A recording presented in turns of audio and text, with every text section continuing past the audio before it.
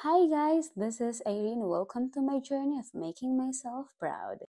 At ngayon, ipapakita ko sa inyo ang aking bagong tahanan. Actually guys, few days ago, I decided na magstay sa condo. Kasi feeling ko mas peaceful and ito talaga yung minanifest ko. Yung gigising ako sa umaga na may peace of mind, malayo sa ingay, and ma-appreciate ko yung ganda ng mundo. Isa din sa reason ko ay yung magbago yung takbo ng buhay ko. And for me to change my life, I must change first. O diba, grabe kagahi.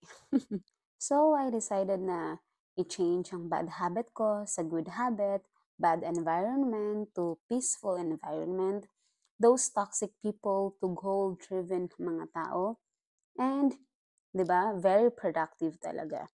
Dito tapos na ako pumirma and I agree sa lahat ng mga rules po nila. Let's eat. This is my food. Ooh, hindi nalagyan ng cheese. May cheese ako. Mm-hmm. Mm.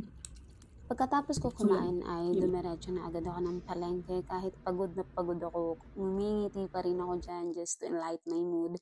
Sumakay na ako ng tricycle and here I am sa palengke dito sa may Mactan.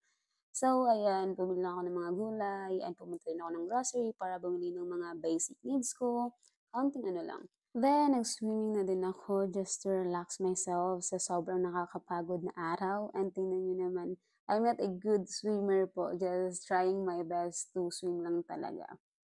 Before I end my day, I just want to thank you, Lord, sa lahat ng blessings and opportunity na binigay mo sa akin. Dati, pangarap ko lang to, and now I'm living in my own dream.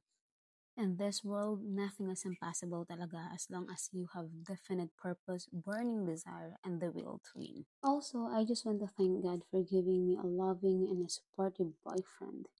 See you in my next mini vlog. God bless and don't forget to smile. Bye!